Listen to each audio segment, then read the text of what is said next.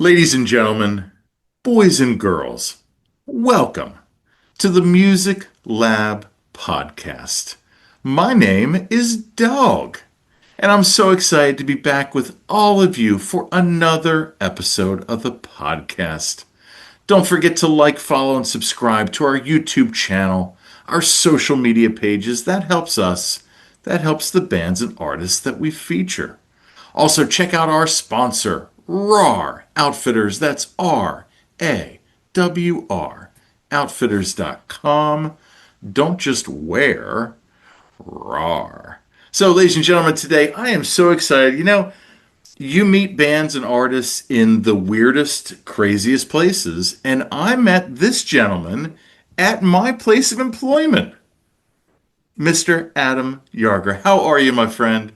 Very good. How are you doing? Lead singer of Adam and the Armadillos out of now State College, but originally Nashville, Tennessee. And again, like back home, right? So tell Yep. us your story of how all of these locations come into your story. Yeah, absolutely. I born and raised in Central PA. I went to school at Penns Valley Area High School. From there, I tried to give my hand at Penn State. I made it a summer and a fall semester, and I realized very quickly that that was not for me. So after that, I took a year, worked at our family business, and saved up, and finally moved to Nashville in May of 2014. So, was there one thing about Penn State? Was it the academics? Was it the social life? Or was it just a accumulation of a lot? It was kind of a accumulation of a lot of different things. To give you a little bit of background, in my high school career, I missed quite a bit of high school from having concussions. I remember it was 2008. I was in eighth grade. I got my first concussion in football, and I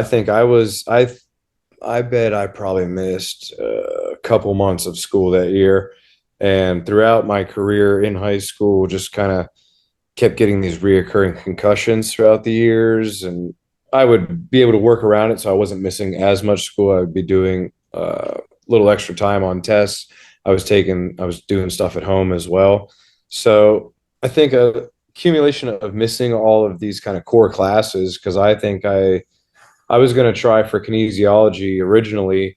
I went into Bio 100 or whatever it was up there in the Thomas building. I was like, absolutely not. There's not a chance I'm going to be in this auditorium. I didn't even have this in high school. There's not a chance I could do an auditorium classroom. So I kind of made up my mind pretty quick that I was like, I don't think this is for me.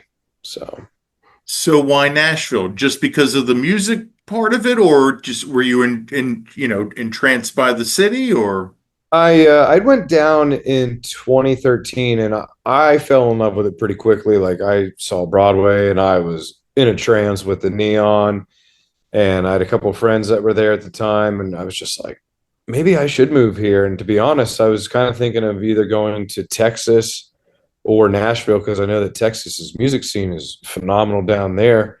And I think I kind of went with Nashville because a little bit closer. I could drive there in a day, and I don't know. Like I said, I had friends in Nashville at the time, whereas I didn't really know anybody in Texas, so I'd be going down there by myself, and I'd rather start somewhere with a couple friends and go down there with blindfolded. So it's so Nashville. tell like the audience like what Nashville was like in 2014 from a city perspective, from a music scene perspective, like you know what did you kind of experience that first year when you were there? My first year was very what they call it? It's like the biggest, smallest town Yeah. you'll ever experience, because you would go out in Midtown and see somebody that you knew from online. Like Instagram was starting to really pop off at that time. And so I would see people out and about, and it's like, oh my God, that's so and so from Instagram. And you would consistently run into them in these same places. So it just kind of really has, I mean, it still kind of does, has this small town feel. Now, when I first moved there, I was working on Broadway and Second Avenue selling boots. And from then till now, Broadway is almost unrecognizable. Kid Rock's Honky Tonk used to be the first store that I started working in selling boots. And then I moved down to Second Avenue, and I think they just tore that building down and it's a parking lot. And then I moved up to Big Time Boots, and all the boot stores basically, except for like two or three of them, were like owned by the same guy. So there was one on Third Avenue that's now Stone Pony or the Johnny Cash Museum. I can't remember which one it was. I think Stone Pony used to be Hats Boots, and Luke Bryan's used to be one of the stores. Uh, yeah, Big Time Boots. Oh, and Jelly Roll. I just realized the other day. I was like, oh my god, this was the annex. Like we had like a discount boot store gone. It's Jelly Roll's bar. So it's kind of heartbreaking to me because it's like, oh my god, where's all these places I used to work in, and like all these memories with like the coworkers. I mean, there were some really great people that I was working with, and so it's kind of sad to lose that memory when I walk through downtown and see like, oh geez, nothing is the same. It's really crazy, honestly. So was it's more retail that was turned into bars and restaurants? Is that kind of what happened? Sort of. I'll say that there's still a decent amount of retail, but I think all the retail kind of migrated up to that. I don't know what it used to be, a music center or like an auditorium of the kind, Okay. and they tore it down, and it's like Tacovas is in there. There's a Taco Bell. Uh, oh my gosh, there's restaurants and they're just everything, but it's all in that like corner block by Legends. Okay. I know there's a lot of retail in there, and like there's a Boot Barn, and some of the remaining like Finch's is still on Broadway.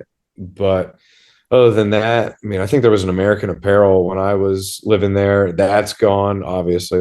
That was so out of place. Yeah. But yeah, it was just the little things like that. It's like, oh my God, that used to be something else. Oh wow, all right. This is changing quick here. So my first experience and my only experience in Nashville was in 2018. So you were living there then. What were you doing in 2018? By that time, I had hung up the boot sale thing because it was crazy. They had blackout dates from May to October. Couldn't request off. They even told me in the interview, they're like, yeah, we're not really keen on like hiring musicians because, no offense, they're not really reliable. You know, they go out on Broadway, this and that, which I totally get from the business standpoint. But I was like, oh, I'm not really like rolling yet. And so I spent the first 2 years just slinging boots and hats and all this Western wear. And then I kind of sat down with myself, like, you got to start doing something with the music. That's the whole I did not move here to sell boots. Yeah. So hung that up 2016. And at that point, one of my friends that I had linked up with from Instagram, we kind of became friends by hanging out around town and stuff. Him and I started just touring around acoustically because he brought the idea to me, and he was like, dude, we could be going out to Iowa and down to, I think it was Georgia, St. Simon's Island, Georgia. We played there. We did a run Beautiful through place. Florida. Oh yeah. Oh yeah. It's a beautiful island. And Did you get a chance to go to the theater there when you were there? I don't think so. We did Okay.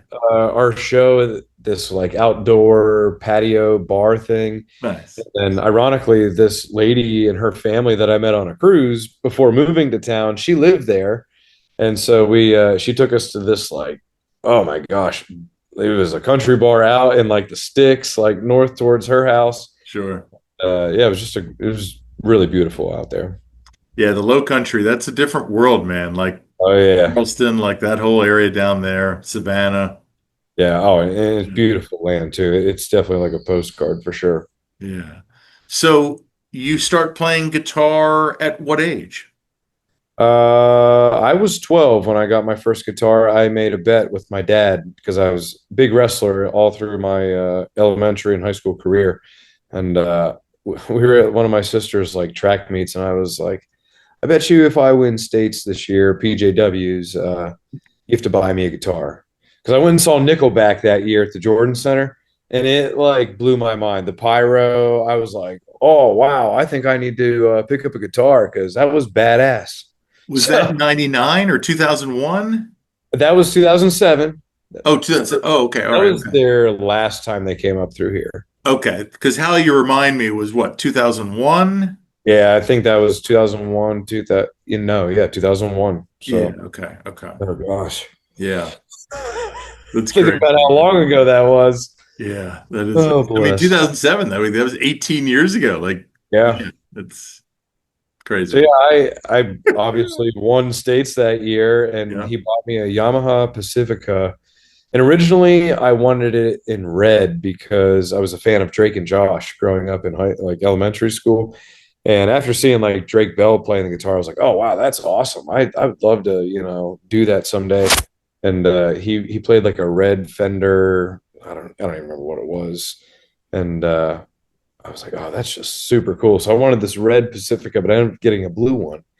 And yeah, just started out on that. I ended up moving to acoustic then because they said that if you start playing the acoustic, it's harder to press the strings down and harder than the electric is what they told me. So I was like, Yeah. oh yeah, I should probably get to working on my finger strength. So ended up getting an acoustic and just kind of would bounce back and forth between the two. But yeah, 2007. So in 2025, do you prefer playing acoustic over electric, or do you not? It doesn't matter to you. Um, I'll be honest. I wish I could brush up my lead, doing all the lead stuff on electric. I'm not terrible. Like I can figure out like where I'm at most of the time, but I'm no Brad Paisley by any means. And I think if I was more of a Brad Paisley picker like that, I would most definitely choose the electric. But I don't know. I have a real soft spot for the acoustic. I just got my first Gibson within the last couple of years, and I like can't put that thing down. I have a Taylor that's right there with it, but I don't know. There's something about just a nice, warm acoustic body that just scratches my brain in the best way. Well, speaking of guitars, we were just up in Bethlehem this weekend for Music Fest. Oh yeah, right on. The home of Martin guitars. Yep. Have you played a Martin before, and do you like Uh, them? I actually bought a Martin when I was living in Nashville. I had the one with the unfinished wood face and like the composite or whatever that body style is that's on it. And I actually really love playing that. And I've been telling my wife, I said, the next one that I get is definitely going to be a Martin. And we were just playing Martins down at Groon's, and I was like, ooh, this one's in my price range. But I had some other bills to pay, so I didn't pull the trigger on it. But no, I definitely had the unfinished Martin, and then my grandma bought me another one that was kind of like completely composite, and I had that one for a little bit. I really love playing those. I was actually looking at the case that my unfinished one's in because I miss playing it. I took the pick guard off of it, and it's got some scars on it that are really really cool. So I think I might have to hang that in the den. That's cool. So, of all of the music venues in Nashville, and obviously there are a lot, is there a favorite that you have, either playing or going to a show? So the ones that I've played, I did AJ's on Broadway, Alan Jackson's bar. I did the second floor acoustic, and then I was also out at the Gibson Cafe in the airport. Nice. Now, fortunately, the Gibson Cafe is not there anymore, but oh my God, I absolutely love that gig. It gave me like such a window to anybody that was coming through town. I mean, I think David Lee Murphy, he was in the crowd one time, and I think we actually ended up playing like Dust on the Bottle. And then he like when he was leaving, he like tipped his hat, and I was like, "Oh my God, I can't believe we did that." That's so cool. And but I met some really great people that became friends. I met the Rivards from down in Texas, and they invited me to come play their ranch party that they had. I want to say that might have been during the COVID time because it was very, Yeah. oh, we don't know if we should. And they had Zane Williams on the bill to play it as well. And that definitely is a core memory. So the airport gig was definitely my favorite gig that I had, probably to this day, because they didn't pay you either. Like it was a free gig and you made Oh, tips. So wow. you started at zero, and however good you are, that's how much money you made. And so that was a great lesson because you had to learn stuff quick. I mean, if somebody requested something, they put money in your jar. It's like, oh, I guess I got to play that somehow. And so it was definitely a really great learning experience for me. As far as seeing a show, the Ryman is probably one of my Yeah. top venues. There's just you can feel the magic when you're walking just in the doorway, and they've kind of added on to it. Personally, I think they took the charm out of it by adding the restaurant, the bar out front. it's more space because it is kind of a tight Yeah. quarters venue, but again, there's something magical about that place. Um, I saw Kelsey Walden out at the Basement in East Nashville, and that's the only gig I ever saw there. But I really enjoyed that too because you were like right there in front of them. It sounded good, and yeah, just that intimate experience. That is something really special that Nashville does have for the live Yeah. music scene. Yeah, there's a spot that well, literally, it's called the Five Spot. Have you been there? I know where you're talking about Dude. in East Nashville. Yeah, in East Nashville. Yeah. Yeah, I Yeah. don't think I've been to that, but I'll That tell you. neighborhood around there, so cool. Like there's a Oh Bar yeah. Louie there. Or no, I think it's, yeah, maybe not. But yeah, really cool neighborhood, like where that's at. But Well, Nashville is a city of neighborhoods. Is that kind of a fair statement? yeah, I mean, I lived out in Antioch. There's East Nashville, Madison, Green Hills. Green Hills, Yeah. Bellevue, Germantown, Midtown. I mean, yeah, it's What just like this big community. what's the trek to like Bonnaroo like? Because that's in Franklin, correct? I think that's down around Murfreesboro, which is in vicinity to Franklin. They're kind Sure. of like parallel with each other. I've actually never experienced Bonnaroo though.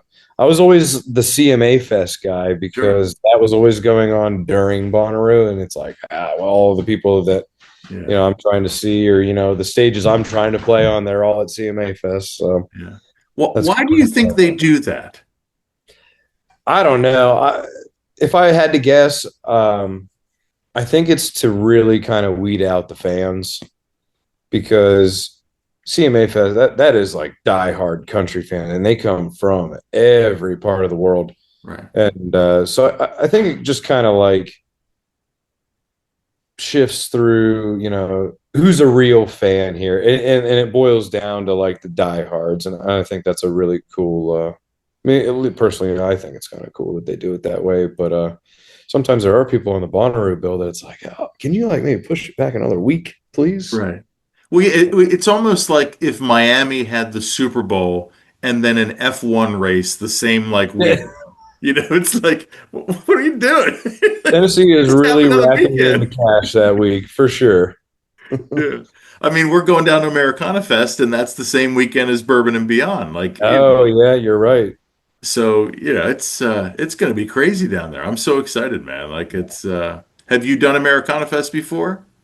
I haven't done that one either. I was just gonna say I would love to catch that too because a lot of the artists that I seem to dig lately are part of that. I think Summer Dean's on the bill somewhere, probably down around Roberts. Jesse Daniel, I know, played it last year, so I would imagine that he's doing it again. Yeah. And I love that style too. Like that to me is very honky tonk. Yeah.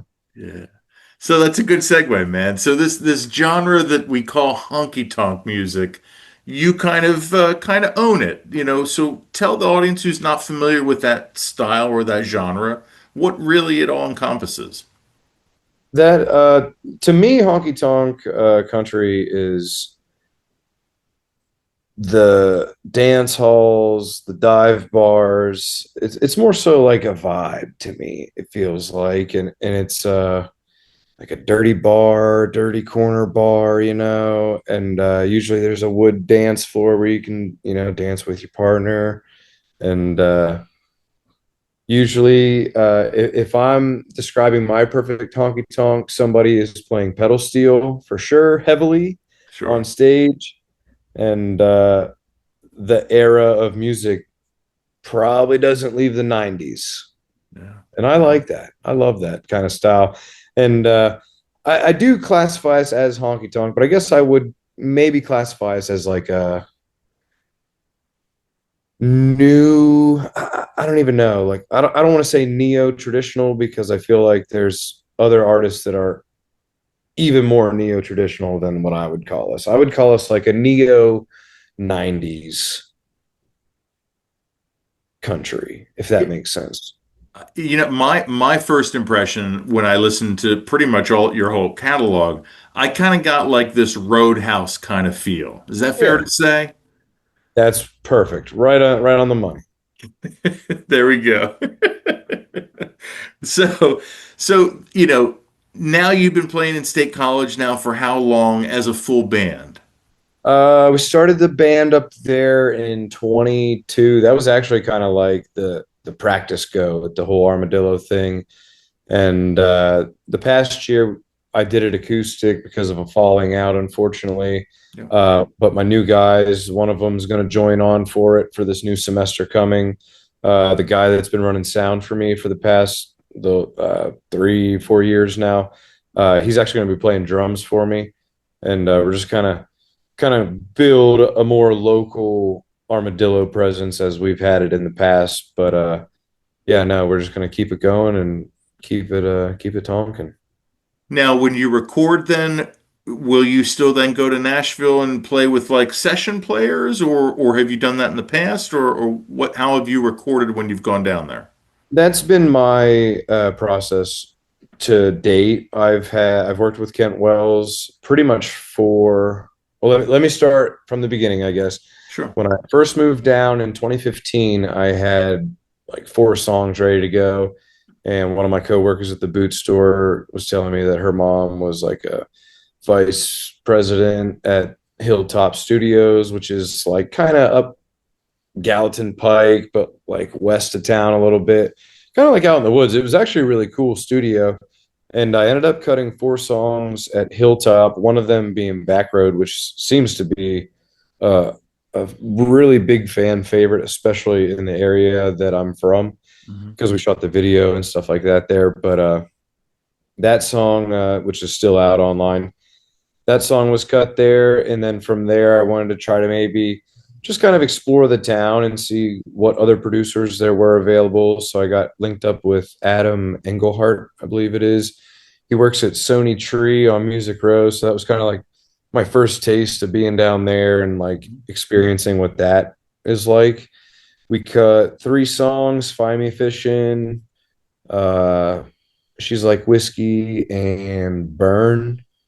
And then from there, I ended up getting a manager from down in Smyrna, Delaware, and somehow, I don't know what emails he sent out or what the deal was. He got us linked up with Kent Wells, who is Dolly Parton's guitar player, and started working with him in 2017. And I don't know what kind of deal we got sketched up, but we ended up putting a 10-song project together, and it was just a really cool experience. It was over in Brentwood at the time. He was renting out a little studio space there and big open room.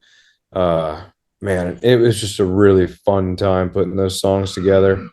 Uh, it took about 3 years because Kent's wife actually ended up getting, oh my goodness, I can't remember what form of cancer she ended up being diagnosed with.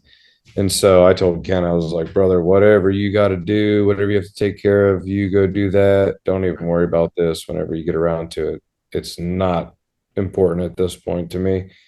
And so we ended up finishing that around 2019. And around that time, I got to play CMA Fest for the first time. And we had like a little EP out to kind of tease like the album and stuff like that. And so that was super cool to play. I believe it was the Spotlight stage, which was inside the Music City Center. And then after that, yeah, we had the whole album ready to go. Scratched up vinyl was ready. And then 2020 rolled around. And ironically, the day that I released it was March 13th, Friday the 13th. And that was the majestic weekend of the world shutting down. And that totally killed all touring plans, all promotional things. And we've now arrived at the COVID times. I mean, do you remember offhand like how much financially that cost you because of COVID? Like just that having all that eliminated? Um, I can't remember off the top of my head. It was just kind of like acoustic gigs, honestly. Like I remember having a run down through Florida at one point, and I'm sure it was like a couple $100 a gig or whatever. not millions or whatever, but Yeah. it's a livelihood. And to me, it was more important to kind of push this album project because I'm going to be excited about talking about it while I'm on the microphone. And oh, I got CDs for sale, and at the time, CDs were still like a real thing. And so yeah, but I mean, I guess to answer that question, it definitely costs a lot to have all that like merch ready, the CDs. If you want to calculate the time, putting all the graphics together, the posters and stuff, it was pretty devastating, honestly. It was a real bummer. Yeah. How much do you like have in like I guess how much of a challenge is it for you to balance your art and it trying to be a commodity? I feel like as of lately, it's been kind of tough. I feel like I get really focused on all the behind the scenes stuff because it's all in house most of the time. If it's a music video or something like that, my good friend Justin Ortega from JO Photography, he's usually the one doing all that editing stuff. Okay. But a lot of the graphics I'm making, uh, keeping up with the social medias, making these reels and stuff because everybody's now inherently a content creator. And so that part is definitely really hard to balance with like remembering shows that are in the calendar and trying not to double book yourself, and then all of that side of stuff weighs on you to the point where it's almost hard to shut off the business aspect and turn on the creative side of writing. I mean, if I need to sit down and get a song out, I can really focus, but there's a good chance I'm going to run into a wall within the first like 30 minutes and really get frustrated, and then I'll be all flustered and call it quits for the day, and I'll come back to this, and I gotta I'll make up an excuse to go do something. I gotta make this graphic for the show. I better go do that. Yeah. So Do you typically write music and then lyrics when you're writing, or is it songs or like music and then lyrics? I kind of hear something in my head Okay. from the guitar standpoint, and then I try to figure that out first. And then to me, it's kind of like essentially a freestyle. I can put anything I want to whatever this sound is, and making me feel inside my body. If it's going to be a slow song or a sad song, it's easier for me to kind of decide where to take it from there. Yeah. So as a country artist, I kind of feel like your genre is the most like focused on like typical topics that like country artists tackle. Do Yeah. you kind of feel that like pressure or like that there's that importance or do you not feel that? I think if you would have asked me that 7 years ago, I would say, oh yeah, there's pressure to write what you hear on the radio or something like that. But I think somewhere along the way in the past 10 years, the music gates kind of broke open.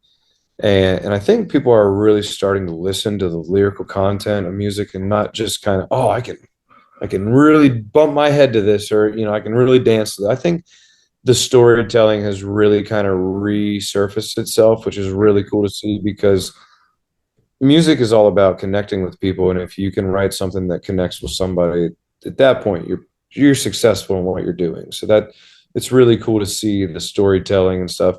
I get kind of caught up in my own head, and oh, you're not really like telling a story. You're giving like a pretty surface level idea. You're not getting in depth.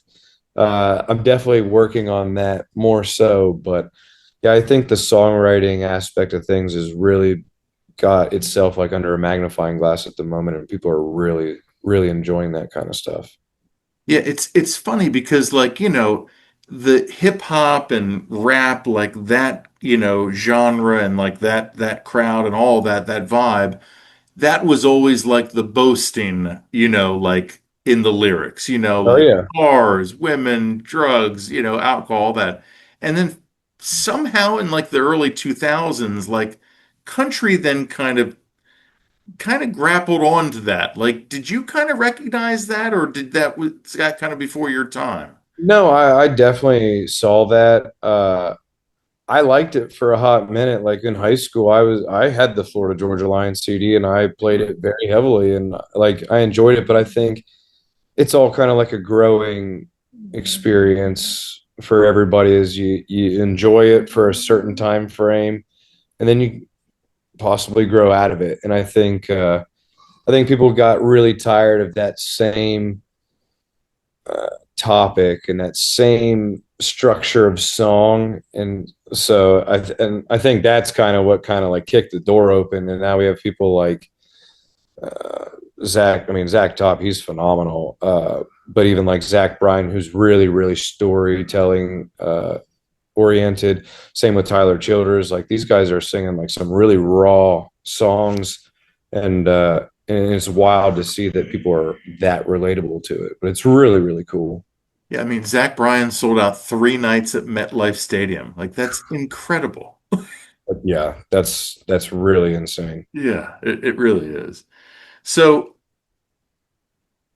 Whiskey Jam, you guys did that last Monday. That has been an institution in Nashville for what, 30 years, 20 years? That was there when I moved down. Okay. Um, So at least 10 years. Yeah. yeah, it definitely 10 years. I would even, I guess maybe even say it 10 years prior because Yeah. one of the guys I recently got linked up with, Josh Hoge, he started it and then sold it to Ward. And I think he said that that was around 2016, 15 years. Okay. Yes. 15 years it's been going on. And yeah, so I guess he started it, sold his half to Ward and just kind of got out of that whole thing. But yeah, it's definitely been around, and it's a real staple in town for a writers' round. I'm really proud of the guys and I for being able to get on top of that. Yeah. So tell the audience what it is exactly like and what it all entails. Oh yeah, my bad. Yeah. It's a live band showcase essentially. You get 4 songs, show up, plug and play your heart out because in that town and especially that round, you really don't know who's going to be in the crowd.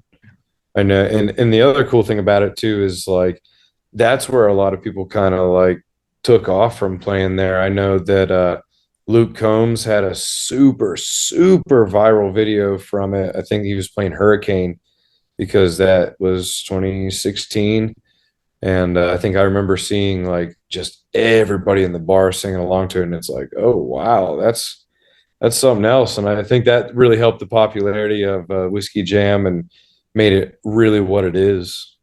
So, Speaking of Luke Combs, like when he did Fast Car by Tracy Chapman, you know, the response to that was just oh, un incredible. Like, what do you think was like what was all around that and behind that? well, the song's phenomenal. Tracy's version is just unbelievable. I think it kind of comes back to the storytelling. Like that's a pretty raw song. Like that is not like this happy song. Like that's a tough song to hear. And I think that that was kind of jarring to people to the point where it's like, what did I just hear? Run that back again because that was I would, and I think the timing on that too, because wasn't that like a early '90s release, Yes, something like correct. that? Yeah. And I think maybe it just was time for it to circle back, like some of these other songs do, Yeah. and right place, right time, and I mean, phenomenal version that Luke cut of it, and yeah, I think it was just like, oh wow, yeah, that's phenomenal, and it stuck. I think it also made a statement too, like that, hey, a white guy can cover a black woman's song. Like, and Yeah, it really like it did. It drew audiences that probably a country song of a cover of a pop song wouldn't typically get. Is that fair to say? Possibly. I think I think good songs are good songs, and I think Sure. that if you look at the history of songs, I think that's kind of undeniable because what was it?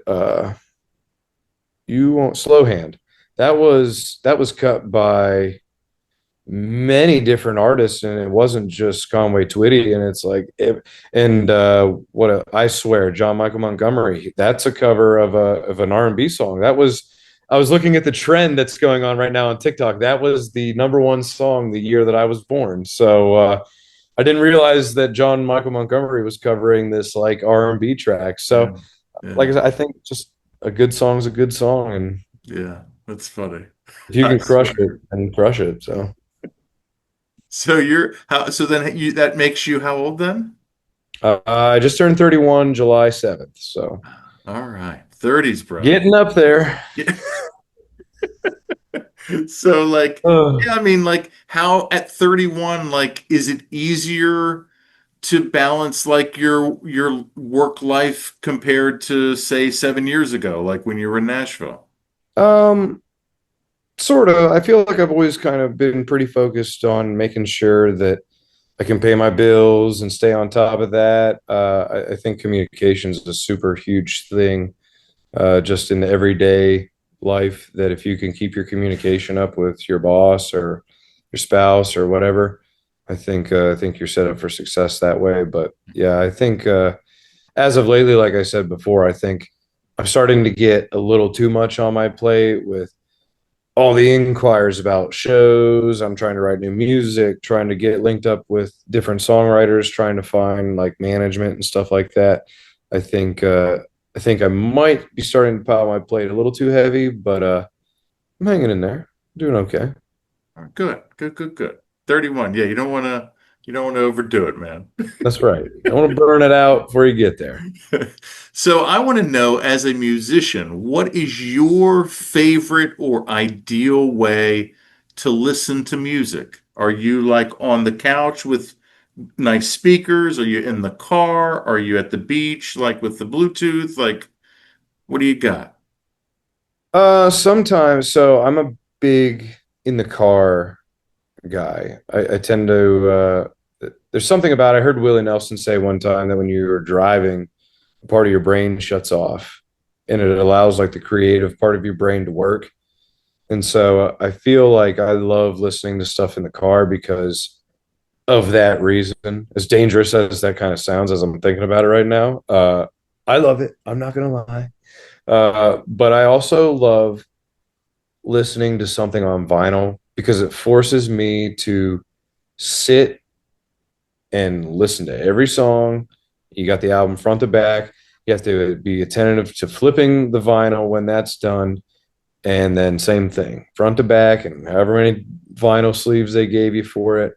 I've definitely found some older songs more so that I was like, oh my God, this is a great song. And it's just tucked away on side B or something like that. And it's like, how did I ever miss that? You know? Yeah.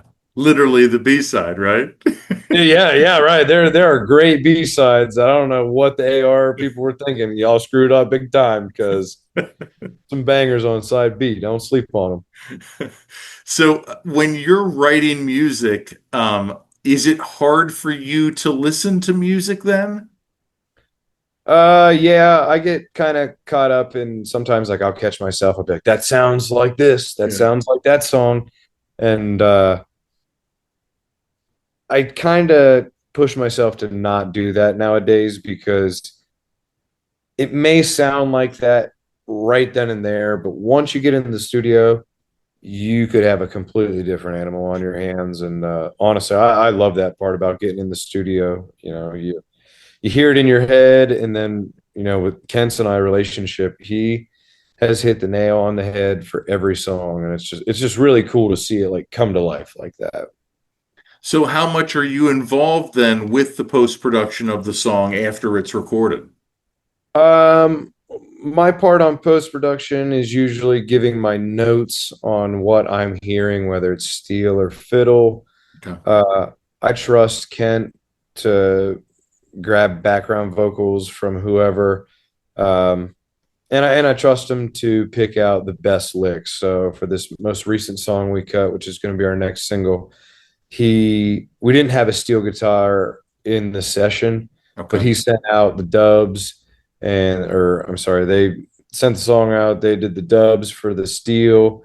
I'm going to guess that they probably had two or three passes, and Kent picked out whatever one fit more perfectly, I guess, for the production side of things. And yeah, they send it to me. I kind of review it, make more notes, send back, and it's kind of more like a back and forth thing at that point. Obviously, more cost effective to just text than to drive to Nashville or fly down there and sit in the booth when you can Yeah. just do that over a phone call. But yeah, no. So that's kind of the process for how we kind of finalize a song. We'll just kind of send our notes back and forth, and Okay. that's how we finish her up. So it's, you know, middle of August, let's say it's 2025. Compare this year up to this point to last year, musically, professionally, like in your life, overall. Like, how would you compare Uh, this year compared to last year? Definitely surprised myself to be where we're at this year, especially with the obstacles I had to overcome last year with the guys leaving the band and kind of leaving me on my own, finding new guys for that. I mean, it was really tough. I'm not going to lie. It put me in a really, really tough spot trying to find players for gigs that were a week away. And so, kind of overcoming that obstacle, still releasing music. To be honest, it kind of lit a fire into my ass. That was like, all right, well, I'm going to go out and do the TikTok thing, and I'm going to make the videos I need to make, and this and that. And so, I think it really pushed me into, locking in and making sure I did what I need to do for, the music. And I think it really helped. I got somebody snoozing on me over here. He is in the middle of a dream. Amazing. But no, I'm really proud. We ended up winning best country band at the CPMAs this past year. And so that was kind of like a validation of like all the hard work that has been going on, and that was really nice to be honored like that. So compared to last year, I'm just floored too, because even the guys that I play with, it's just they're crushing it. They're phenomenal. We sound tight. I mean, every gig that we play now, it's like, wow, you guys just keep outdoing yourself. Like they're the utmost professional. They're focused. They're hungry. I mean, I just put up an appreciation post about them because I feel like a proud dad too, because they're all the bass player is the same age as me, and then the other two are like 22, 23. And so like I feel like this really proud dad to like watch these guys over the past year really come into like this country scene, because it was kind of foreign for them. They Mhm. were playing it with another band, but there's some things that I kind of run different. Like I like to run a click track, that way we stay in time for the dancers. And just watching them grow, it's just been a really, really cool, learning experience, or I like I said, like a dad, proud dad moment. So it's really, really cool.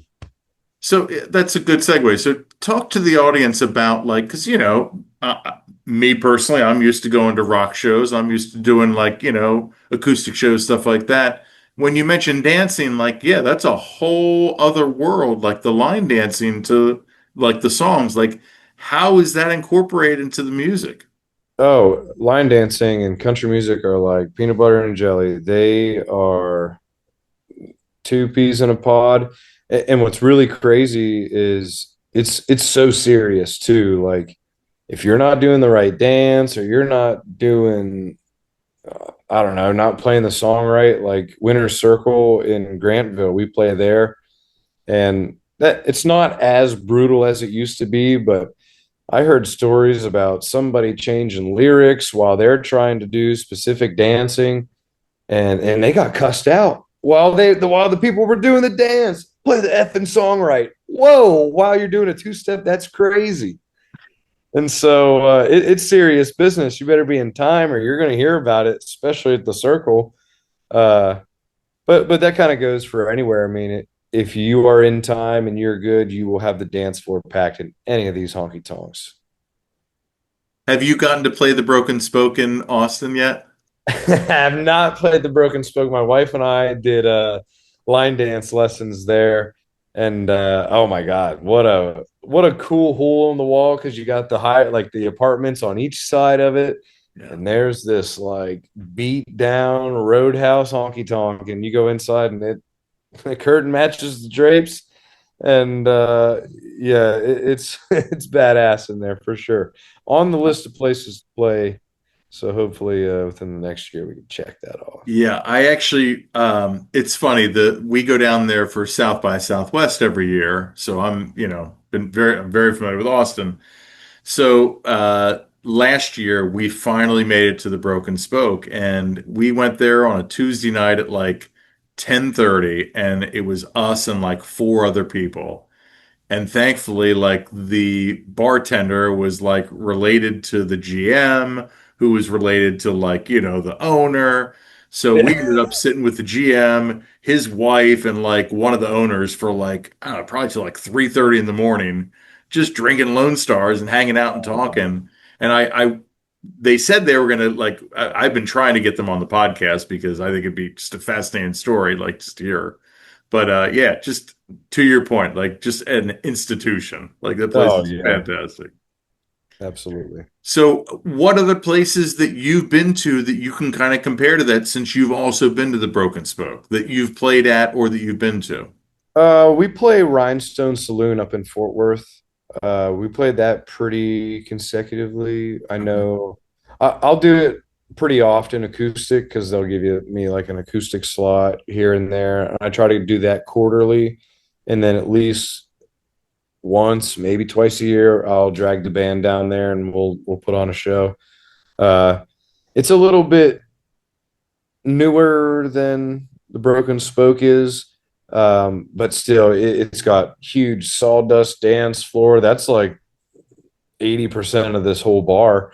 And then it's kind of like horseshoes around it that has like bar seats around the whole dance floor. And then the bars are kind of in the corners, a pool table in the one back room. They have like a back patio for smoking and stuff like that. But they also have like a Mexican food truck out there, which bomb. What are they? Jalapeno poppers. Oh my God, they're so good. Nice. And so, yeah, it's a real cool Texas experience. Okay. So when we go down to Nashville next month, like food plot spots that we got to go to that you would recommend. Uh, we could not get out of Velvet Taco. Okay. Incredible. There's one in Midtown across from the Duck Blind and Losers. The steak tacos are phenomenal.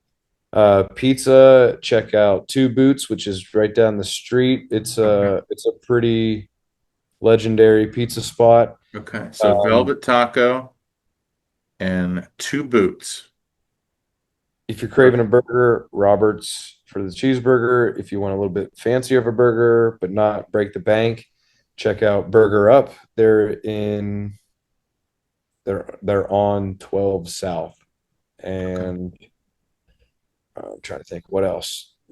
Give you Oh, like a that's good. nice Yeah, that's array. perfect. I was That's gonna say. wonderful. So I want to know, like, do you test drive your songs to Lauren before like you kind of like really get like behind them, or does it not matter her approval all the time? Sometimes if I'm pretty confident in it, I'll just push it on by the CEO. But Yeah. yeah, But but for the yeah, most part, yeah. she's a good indicator of that's a good song. Oh yeah, you should cut that. Yeah. So sometimes she might be a little biased, but that's all right. It's important to have somebody in your corner, man. It really Yeah, is. Like, especially in absolutely. this industry, it's nice to have something to come home to, especially if you're on tour for a while. Oh my Talk God. about that. Like, when you're on tour for a couple weeks, like, what is that like transition like? Because, it's got to be difficult, right? Yeah, this past week, it's always so fun to go out, and especially like I said, with these new guys, we vibe so well. We're like brothers now. I don't think we stopped telling jokes and laughing the whole trip. Like anything anybody said was like a joke, and it was just funny. Like we're constantly laughing. We're playing these really notable rounds, and like we're just having a good time. Like the whole vibe is incredible. You got your little circle in Nashville, so you feel like you're part of town. And then you go up to like for our example, we went up to Ohio, then raced over to PA. It's really fun to experience these different towns and play these shows. And then when you get home and you have to get back to your like normal 9 to 5, it's kind of like, oh my God.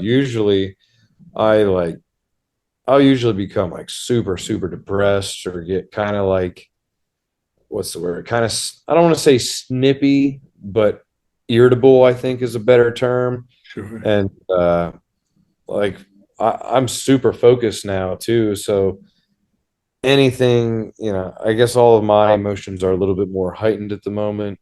And, that's always tough. But man, to come home, it really is like a reward, especially when you got the dogs there, like hugging on you and loving on you. And then your spouse, obviously Lauren and my uh, story here. And it's just really nice.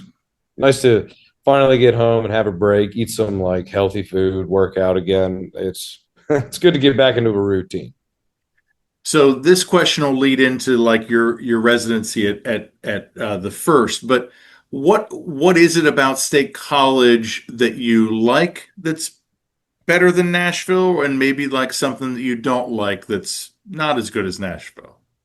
Well, I'll just say that I don't think State College really compares to Nashville. They Sure. do have music pretty often, so I'll give them that comparison.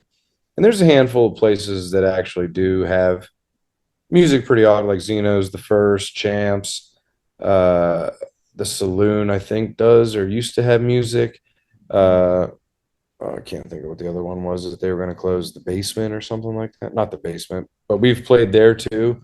Okay. Um, as far as I guess the crowds on some of these shows, they're great. They're incredibly fun because it's usually all the college kids. You get some townies, industry people, other bartenders will come out, and so it's kind of like a really big community. So in a sense, I guess it is like a smaller community, whereas Nashville's obviously this mecca of everybody and their brother. So you definitely do get that like sweet hometown.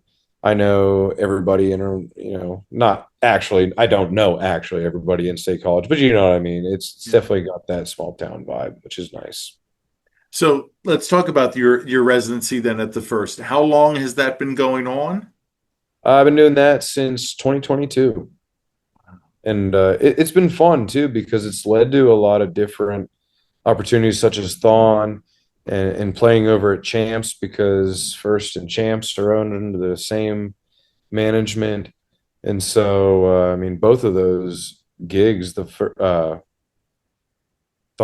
and Champs, I mean, it is unbelievably packed. I mean, I think THON is around 9 or 10,000 students in attendance. Usually, for our experience with that, we get the last day super early in the morning, so everybody's like dragging, and it's really special too because we go out there, we bring so much energy to the stage. It's like a nice little revamp for all the dancers. And what's even more nice is like getting messages on Instagram and stuff. Oh my God, you guys, I was dying, and you hit the stage and you just brought me back to life. And hearing that kind of stuff is really, honestly, kind of rewarding. And for 9,000 people to two-step, that's kind of cool, right? Yeah, it's really electric when you hit the stage and you're just kind of like, wow, this is crazy. This is quite the view. I could get used to this. So how many pairs of cowboy boots do you own? I own if you can imagine a fireplace. I got boots from corner to corner in a line. Nice. I All think right. let me think really quick. It's probably over 8 or 9. I got 3 upstairs too. 15 is what Lauren's telling me. Okay. So I'd believe that. The one year, of course, we went to Allen Boots in Austin, and Oh, my girlfriend was like, "Oh, I, I guess because the price tag was on the bottom of the boot, so like I don't think either of us looked at it, but like we tried on this pair of boots, and I'm like, oh man, these look amazing. They feel so great. I turn around, oh, $2,800 for a boot. woo! I'm like, You're in some oh, Cadillacs. Cadillac. wasn't even Oh, snakeskin. and you said, run it, run the card. I don't even want him to No, think about it. no. I ran out. Yeah, don't worry. I know that feeling all too well working at the boot store. All right. Yeah, dude. Oh man, I was like afraid my DNA was on the damn boots. They'd still get me for something. Sir, that'll be Fingerprints. 15. That's Yeah, hilarious. but so yeah, so playing Thon. I mean, yeah, that was in 2023, correct? 23, 24, and 25, 3 years. Oh, nice. So you've done okay. Yeah. That's yeah, wow. That's and I mean the like you said, kind of like the publicity you're getting and the exposure of all kinds of random people. I mean, all genre loving people. It's Oh, not just yeah. country music fans, right? It's always fun when you get the DM that's like, I was never a fan of country music, but you guys totally changed my opinion. And it's like, welcome to the dark side, my friend. So tell the fans, tell our audience, what do you got new music wise, tour dates that you can share? What do we got? Yeah, we're gearing up for, we just locked in the release date today for the next single. Cowgirl Like Mine's going to drop on September 19th. Okay. Um, I'm going to absolutely be hammering the social medias and doing my content creator part to get it out there to the world. Outside of that, still writing. We have a handful of songs that we're ready to record, just accumulating the funds for it first Sure. and going through that whole process. Um, Other than that, we are playing a handful of different shows. We got Winter Circle coming up in September. We are doing our typical run down to the Briquette Lounge in Westchester. I love the Briquette. It's one of my favorite places to play. It's like a true honky tonk in Westchester of all places. And oh my gosh, we got another World Festival coming up in September. We are on September 13th. Okay. And what else? What else? What else? What is it? Texas in December. We're going Um, down to Bartonville. We're playing Marty B's, which is a phenomenal. It's not. I wouldn't classify it as a honky tonk, but it is a live music joint. It's like something you would probably see out in Nashville. They have a nice outdoor stage, big outdoor TV behind the stage, great food. Rhinestone that Saturday, which is usually a shit show in the best way possible. And yeah, that kind of rounds out the rest of this year. But yeah, we're already starting to work on the calendar for 2026. Some private events already in the books.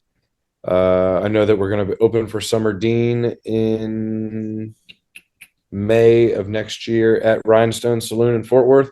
So really excited about that. And yeah, we'll see what else comes down the line. any thoughts to try and submit to South by?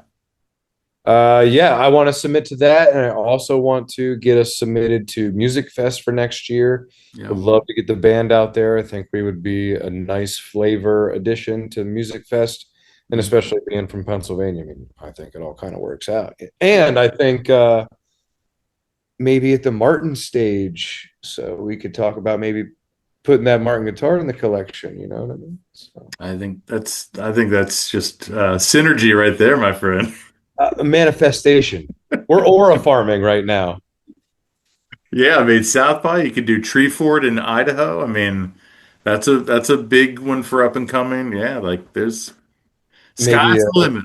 maybe go for CMA Fest. That would be a super solid achievement for us. That would honestly be kind of sick now that I'm thinking about that. Yeah. Yep. Why not, right? Why not? So, oh, I Uh, think I lost you. There you go. Now you're back. Yeah, you Thank can. God. Mini heart attack there for a second. All these tour dates and music. Oh my gosh. Comcast, don't let me down now. We are almost there. So that's last question. So, I mean, this, the way that and you kind of touched on it earlier with CDs and stuff, like the way that people now experience music, digitally and, by subscription and all that stuff. Like, as an artist and as a musician, like, how do you navigate that to best suit you?